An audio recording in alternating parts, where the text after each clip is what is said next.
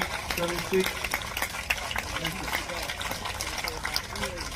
Hello and welcome along to the Tennis Asia podcast. It's episode 26, and on this show we talk about the almost miracle of Miami.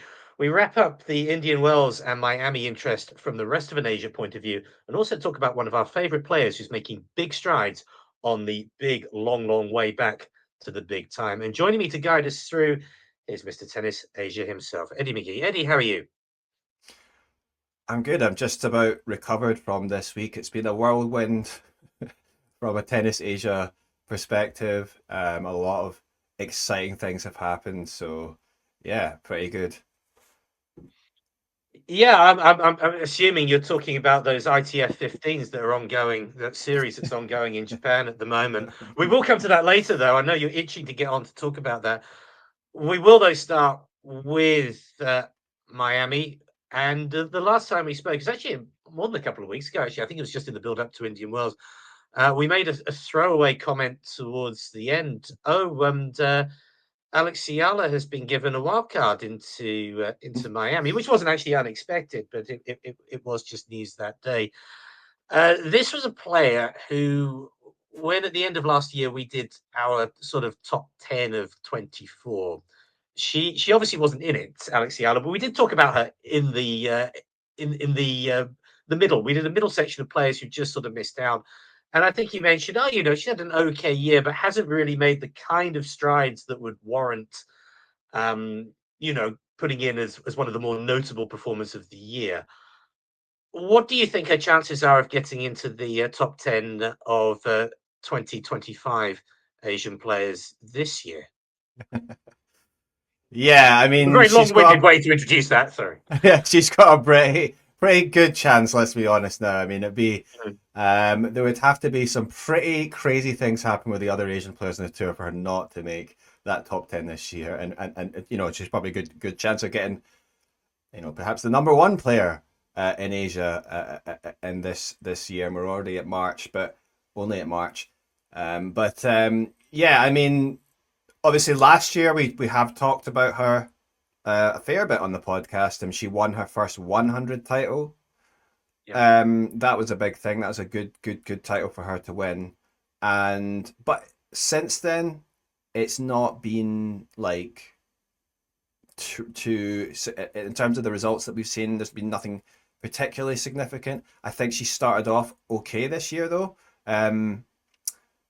I mean, at the end of last year, she did reach a semi-final, and then in Canberra this year, she reached a semi-final at the 125 event from qualifying, and then eventually that was the one Ito won the title in the end, and she lost to Sijia Wei. But yeah, there wasn't particularly anything that would have led us to believe that she would go in the kind of run that she has done, which is.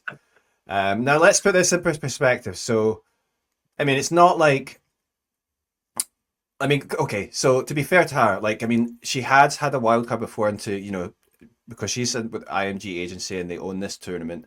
The tournaments that they do own, they do have a tendency to give the wild cards to their own players, right? So she won in a game in Madrid, didn't she, last year? Yeah. So yeah, Madrid last year, which is another one of IMG's tournaments, she did get a victory there. And then also I think in the second round match, she actually gave a good account of herself. And that was she lost narrowly to Kirstea. And I think she has been steadily improving. She narrowly missed out in qualifying for the French Open.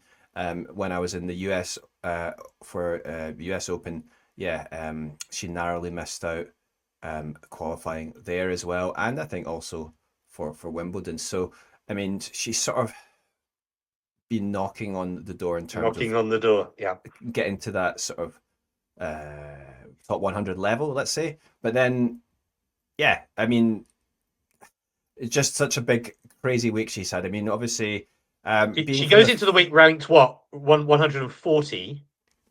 And she gets not an easy first round match either. No. So she starts off against Katie Volynets. Yeah, an experienced player. Certainly within the top 100, she's been playing at that sort of level for a while. And yeah, Eala comes through in straight sets 6-3, 7-6, and you might have been thinking, yeah, well, I mean, she's justified getting the Yeah, wild card good, there. Maybe she can go home good happy tournament's after work. this. Yeah. But then it really kicked off from the second round when she faced Yelena Ostapenko, 25th seed, of course, the former French Open champion, and I think one of your favorites. But yeah, like I mean, Ostapenko, I've got the obviously, ball just here. But yeah, maybe an inconsistent performer at times, but she's always yeah. been up there for for a long time. And yeah, Eala gets through that 7-6, 7-5, and that was quite an impressive performance. Ostapenko, to her credit, she gave her a nice little handshake and a warm, smile at the end of the match. I think she recognizing that it was a big moment for Eala to get that win. I Yeah. mean, that at that time that was huge because this was the first time that a Filipino player had won against a WTA, top 30. So yeah, that alone was history making for Yella. Not only for herself but for her country. And then she would go through to place Madison Keys, who is of course the fifth seed, number 5 in the world, and Well, the current Australian Open that's champion. right. I mean, And that's that's kind of the thing because much as we love Ostapenko, whenever someone is drawn against Ostapenko, that is a match that could be won on any given day because she is the very definition of world beater, maybe 2/3 of the time, panel beater the other third of the time. And so you can look on this, okay, freak result, but then Keys, you think, okay, time for this to come to an end. yeah, exactly. I mean, Eala, I think what's struck me in this particular tournament, I mean, I guess sort of the Miami, the conditions there, the courts are quite quick, which I think she's used to her advantage here in terms of she's maybe not, she's got a bit of power, but she's not, certainly not the most powerful player, right? She's not these days with the players at the top, like Keys, etc.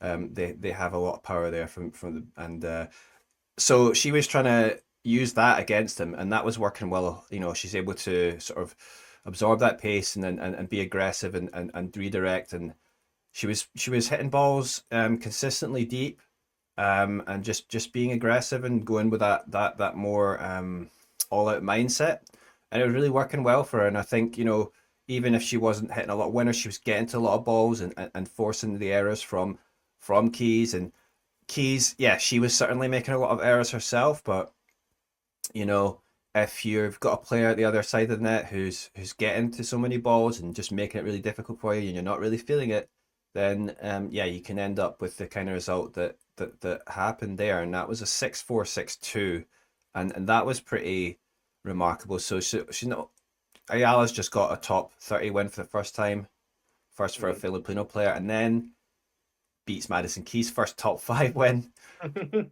and then when you get that wild card, you take those chances. You got to take those. If you want to progress, you maybe have to get that little bit of luck. And then in the next round, she got the walkover from Badoza, who had to pull out. I think she had an issue with her back, sustained in the previous round. So yeah, Ella gets that little bit of luck, but she goes through to quarterfinals, and you're thinking it's against Iga Swiatek, number 2 player in the world, second seed here. You're thinking, well, I mean, it's been a nice run. Gave the commencement address at your tennis academy. Yeah. Yeah, that's right. So yeah, Ayala, of course, comes from the Rafa Nadal Academy. She's been training there since she was 13 years of age, and that's also where Iga Swiatek came from. And yeah, Iga was there to greet Ayala at her graduation, which was not that long ago, right? From the Rafa Nadal Academy.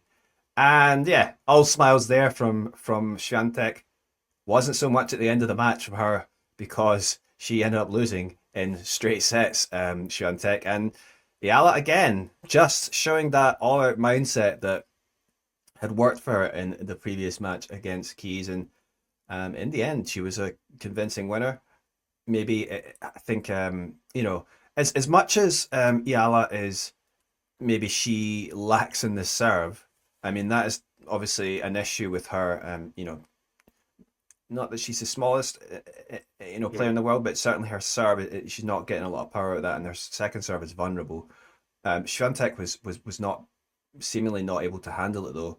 Not returning as well as she probably should be. I think maybe partly that is perhaps because Yala's a lefty herself. I mean, it can be a little bit more awkward in that respect, and maybe a little bit unpredictable. But yeah, I mean, Eala was even though she can't serve well, she returns really well, and yeah, she was just really on top of it. And it's just a crazy, crazy tournament for her because yeah, not only to get your first top five win, but then get two of them and beat the world number two Swiatek, of course, five-time major winner.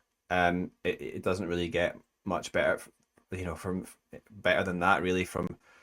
And you can't really. I mean, what can you say? I mean, she goes through, and then it's a semi-final. She has to play against the fourth seed Jessica Pegula, and this was a match that I did actually get to watch fully, because some of the other matches, it's horrible timing for us here in Seoul, Miami. That one came at a nice period for me in the morning. I think it didn't start until like 10 or something in the It morning, was. or I think it after was that. 10:30 Friday morning. Yeah.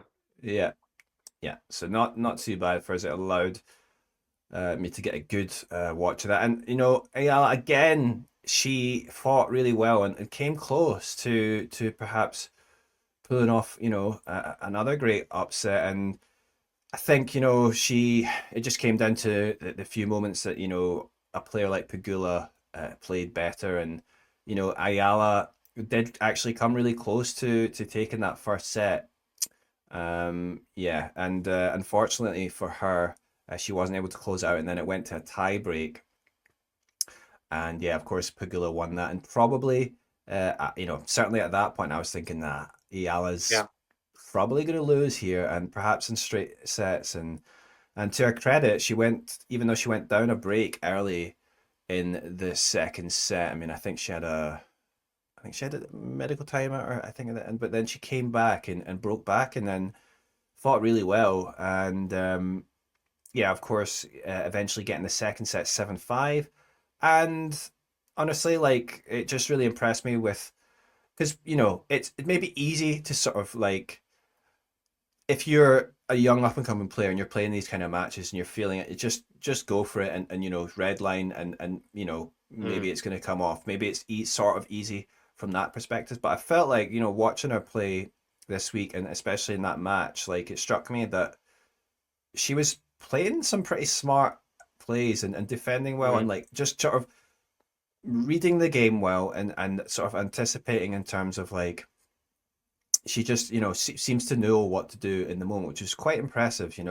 Um, you know, as much as tennis is also about your weapons, your shots, Yeah. and your power in that. It's also about the decisions you make on court, and so certainly that is going to bode well for her going forward. I've said it before on this on this podcast. Chess and tennis have a certain amount of similarities, mm, and there was a certain amount of chess going on in that, which you can do if you're a player like Eala, who's obviously got quite a tennis brain on her. As you said, making those decisions, and ones that are not necessarily easy to anticipate. I heard Pegula speaking afterwards, and obviously mm, she's well known as being an extremely astute analyst of the game, so to speak.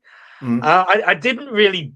I didn't really buy the sort of unfamiliarity thing about it. Oh, it's difficult. It's unfamiliar her style, because really, I mean, you're a top 10 tennis player. You've got analysts. They should be. I mean, you find out her style. You call up Eddie McGee. He'll tell you how Alex Eala likes to play tennis. But we did see on a sort of far less grand scale. We mentioned Ito I having won that Canberra tournament. She won it. She won that tournament, I think, obviously with her slightly unconventional style. A week later, she comes up against a much sort of lesser opponent than the one that she was beating in Canberra, but Mm. one who's known her and played against her for many, many years, knew exactly how to play against her, and sort of bullied her off the court. Um, A so player, by Pegula, the I way, think she who hinted she would be. Okay. so just the player that you're talking about there was Ishii, the Japanese player Right, that beat her. So she was right, playing actually. She got a wild card in this tournament, and she lost to Emma Raducanu in the right. first round. So yeah, just wanted to put that in there. A bit of a learning experience for her.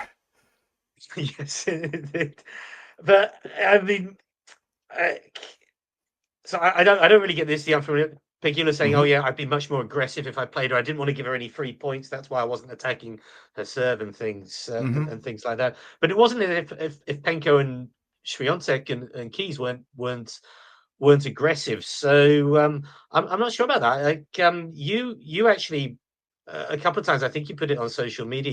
You've sort of compared Eala's game to a player on the male side.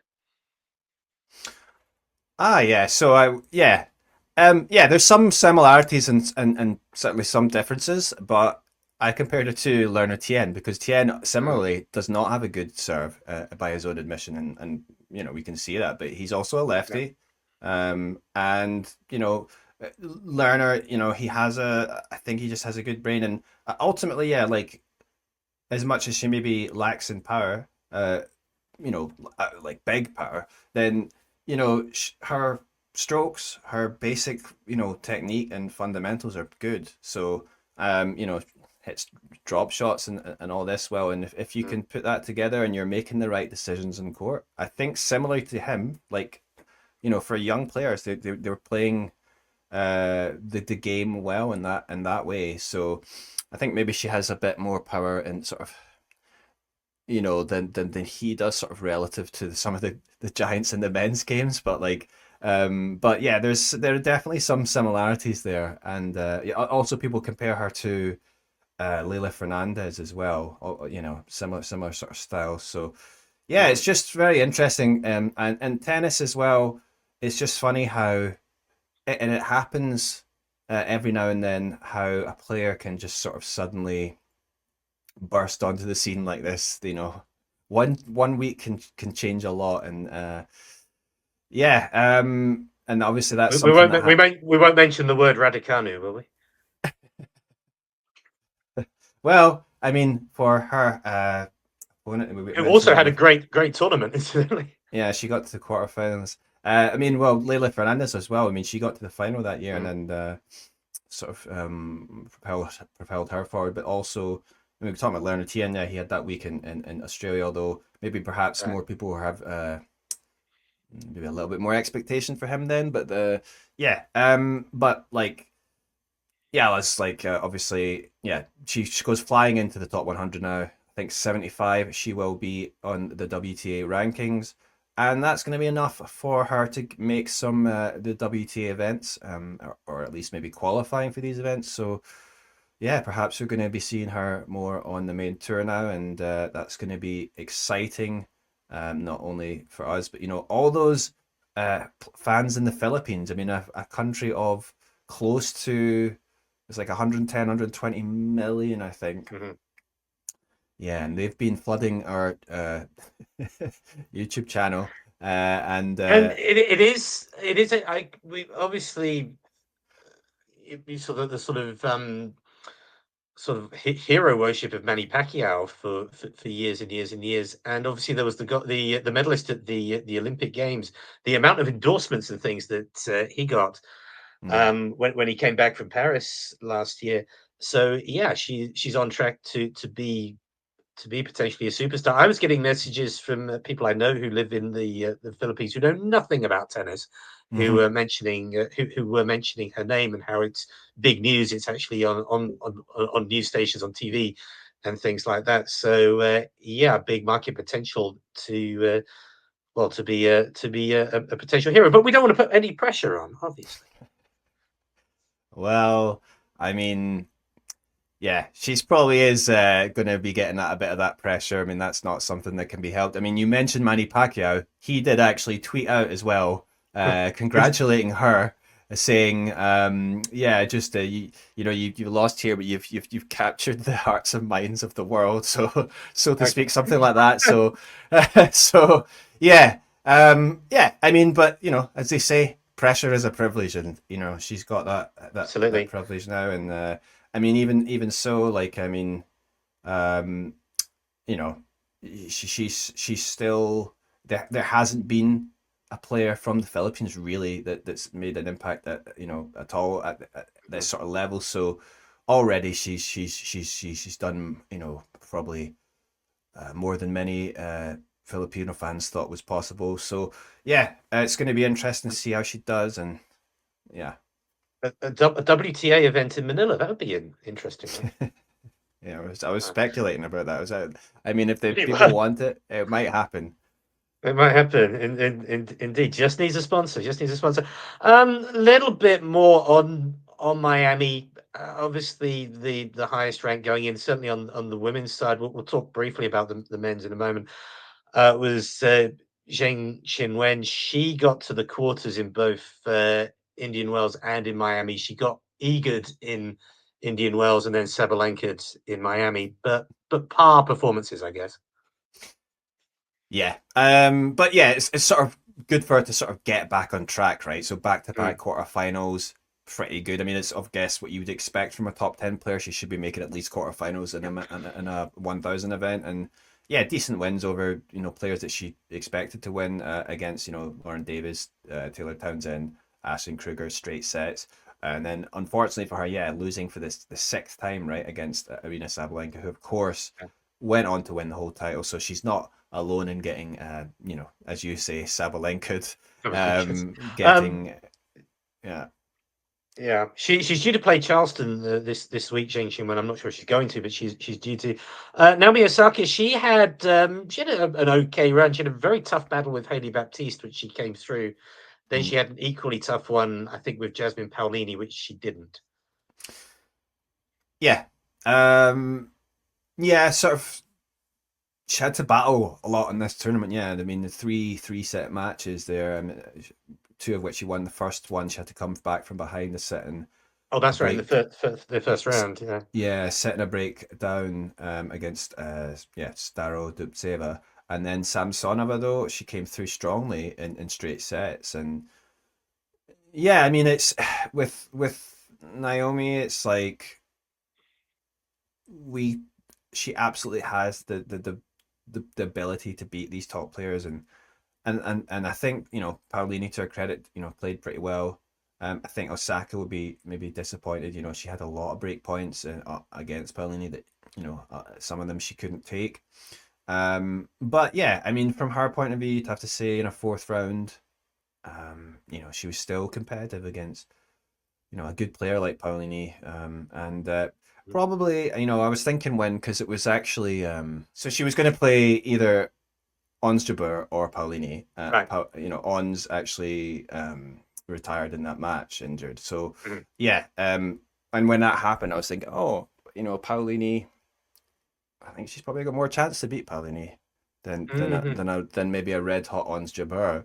But Yeah. as it turned out, it was Paolini that got the win, and yeah, I mean, as I say, it's a steady sort of progress, I guess, from her. But yeah, I mean, I think she really wants to be getting one of these wins at some point against some of Yeah. these bigger players in the big tournaments. And now she goes to Clay. Of course, she's less adept on it. Mm.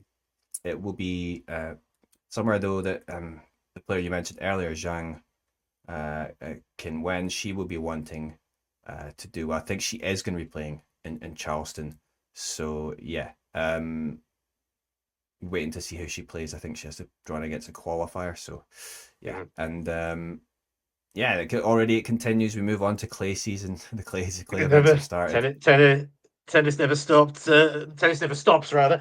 Um, just a couple of us. Uchijima, she got through a round. She was then defeated pretty tamely by Kalinskaya in the second round. One of our other ones who we mentioned very briefly, well, Ito Ai, she also got through. She got through qualifiers and but lost in the first round in Miami. Mhm. Wakana Sonobe, who we talked about when we were talking about the next generation of Asian players a couple of episodes ago. I think she missed out in the quali. Shall we turn to the men's? Because there was one little story in the men's in Miami that certainly caught our eye, and he couldn't go wrong, could he? Coleman this week or last week rather. Yeah, so finally, yeah, because it's been not the best season. It's not been the best, let's say, last several months going into last year for Coleman Wong. But Coleman, pretty good year. Sorry, start of the year. He had a decent match against Jerry Shang, but ultimately lost.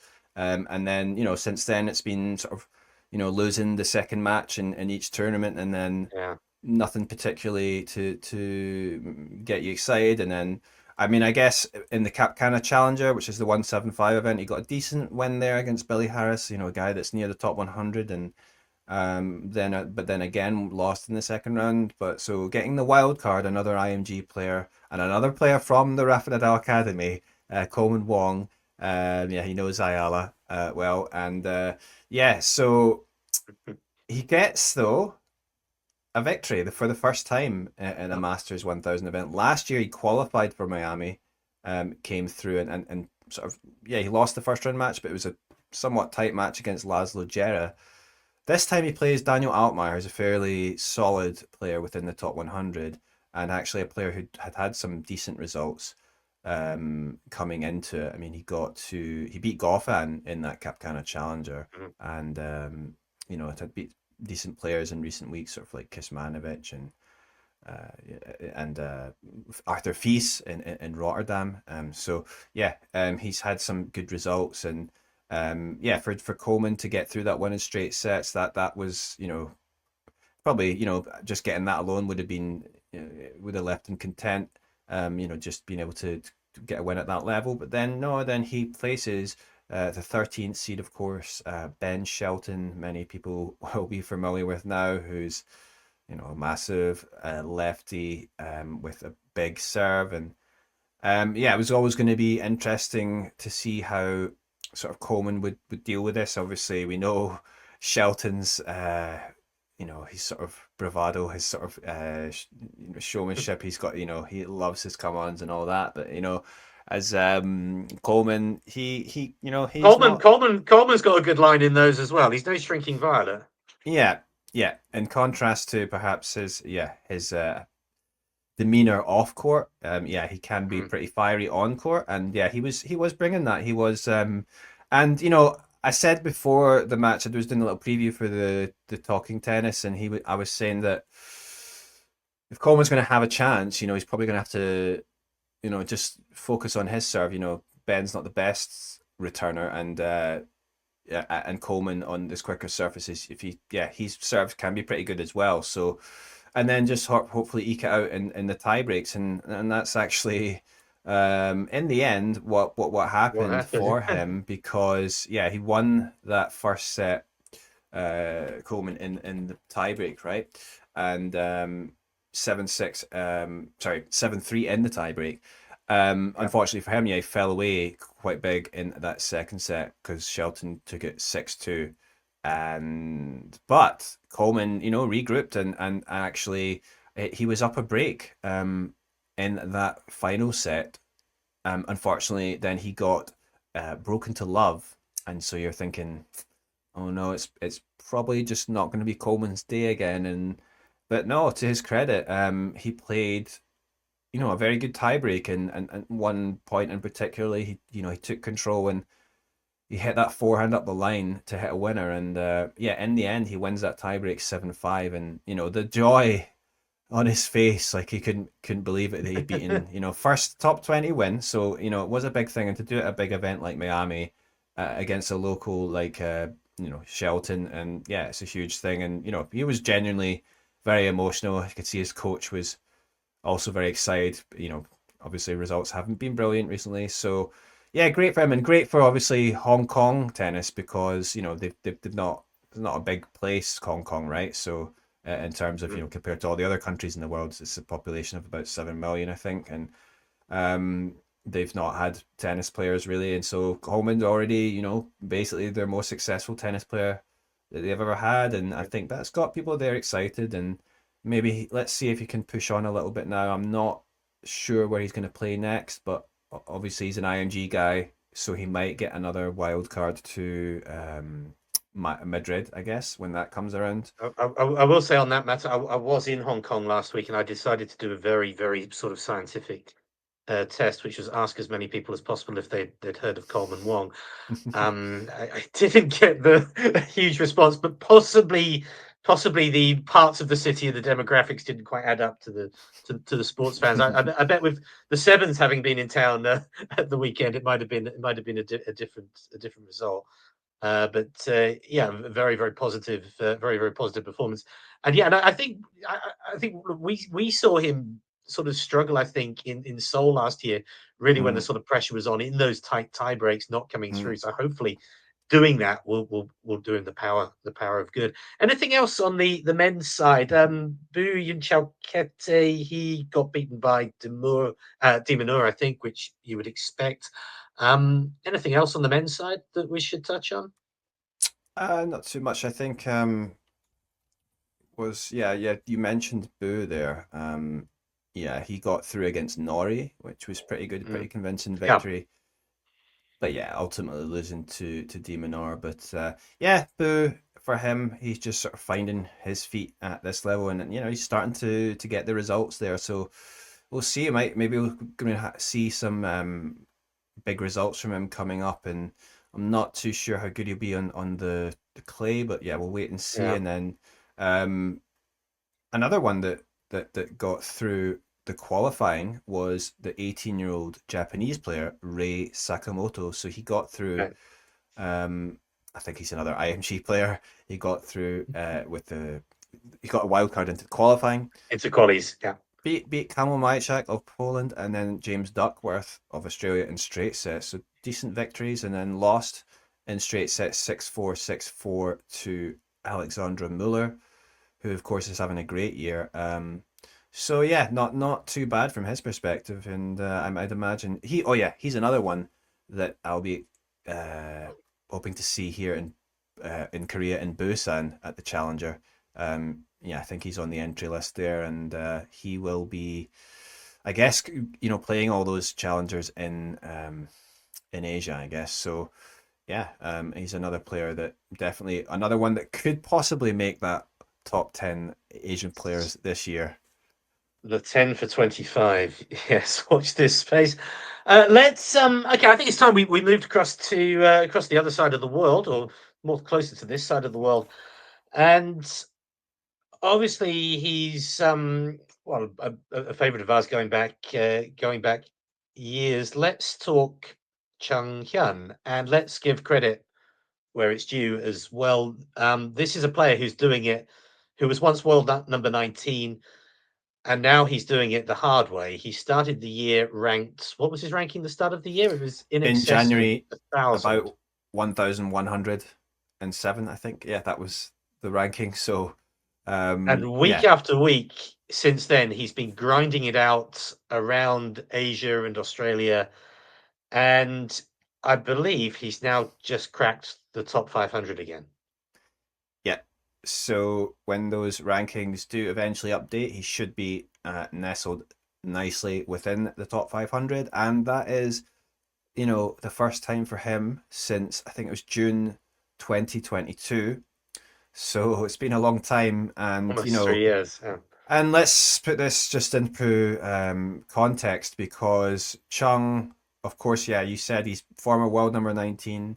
There's a guy who it was everyone was expecting probably he's going to get into the top 10 at least, and Mm. he beat Djokovic, he beat Zverev, he beat Medvedev and that run, and I think he got to a couple of I think he got to the quarters in Miami, I think, as well. When we talk about Miami, I think he got the quarters in the Sunshine Double. So he was performing at a high level.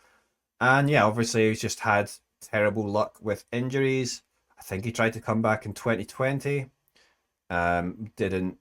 Didn't work out at all.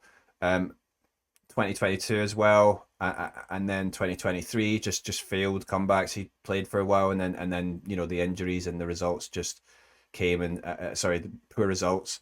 And yeah, just really, it just seemed like perhaps he was gonna be destined to retire, but he's still plugging Yeah. away, and he came back last year, and the results were not good really. And I wrote a result when he started playing, when he played his first challenger match, that he probably needs to grind it out in the challenger, sorry, the ITF tour, the lowest ITFs. level, Yeah. and just to get his ranking back up. I mean, his rankings, obviously, he came from unranked. I mean, he was lucky to start off, I think, with a couple of wild cards, but he's not going to get many of those unless they're in Korea. And anyway, like yeah, you're thinking.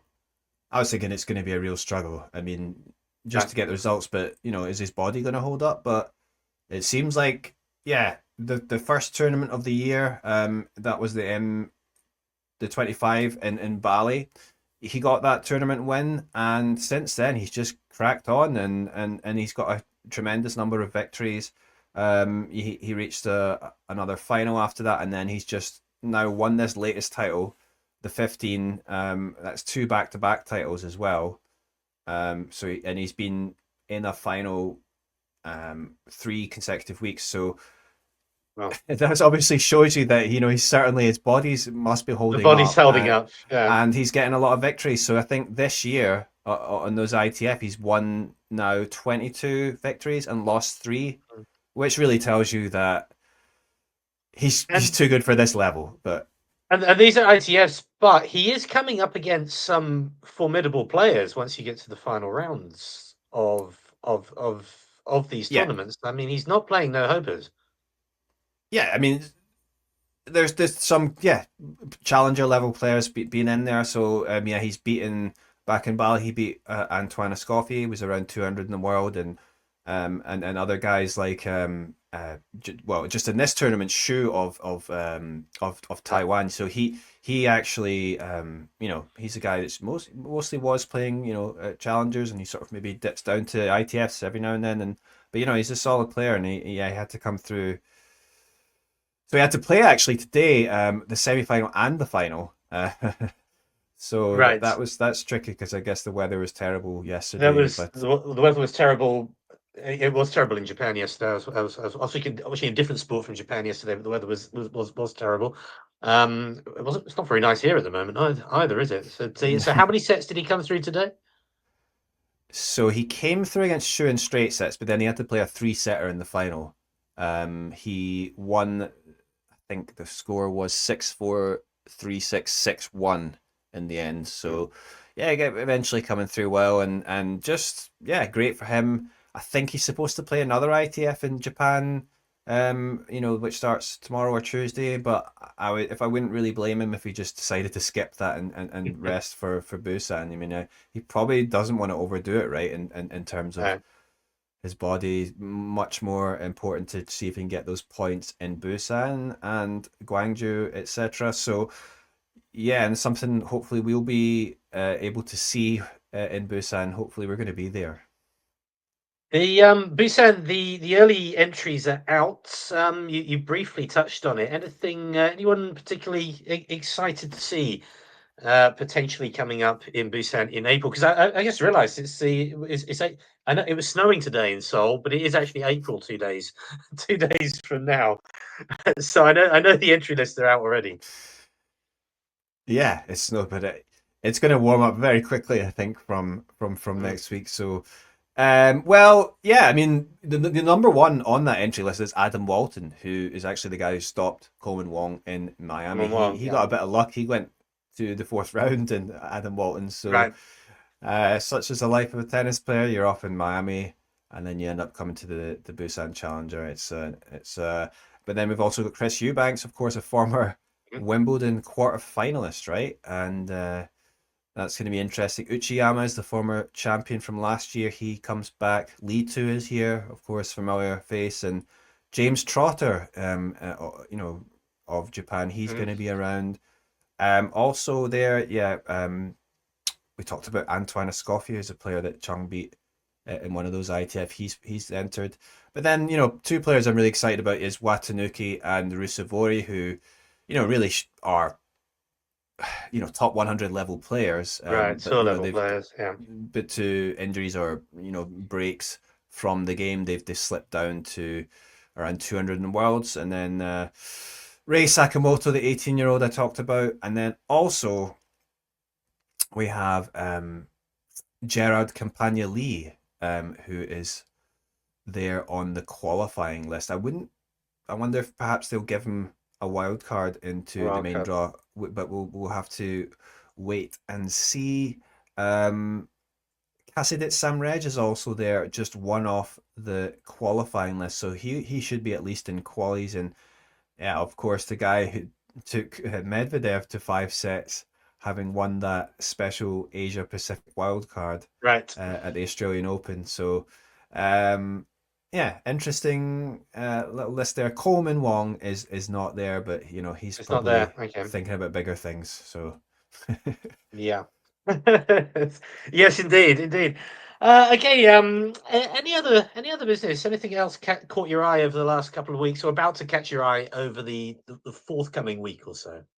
well, yeah, we're immediately into the clay season. So, there's a clay court tournament. The men's clay court championships in Houston. So that's going to be on. Got Taro Daniel in the draw and Kei Nishikori, and perhaps he would like to get a little run. He's drawn against a qualifier first round and then plays the winner of Hijikata or Eubanks. So, for him, I think he's a guy who does pretty well in clay. He'll be hoping to beat these kind of guys. Yeah, that's something to look at. And then, of course, on the women's side, there's that Charleston tournament you mentioned. So, yeah, that's where Zhang Qinwen is going to be playing. And, of course, always going to be eyes on her as a top 10 player. She's the 3rd seed there. Oh, she's actually going to be playing. I think I said before she played in qualifier. No, she gets a bye to the second round, so she's going to either be playing Maria Sakkari or the wild card there. So, yeah, and then also Putinseva's in that draw. But yeah, I think the qualifying is still going, so we might have a couple of other Asian players like Zhang Shuai, and potentially Eri Hozumi. Yeah, so tennis never stops. We've just done Miami, but straight into the clay season we go. Straight into the clay season, indeed. Okay, Eddie, always a pleasure. We look forward to, probably too late for 2026, Manila WTA 2027. It'll probably have to start off as a 250, but I'll definitely see you there, and enjoy your tennis over the next week or so. All right, cheers. 76, 76.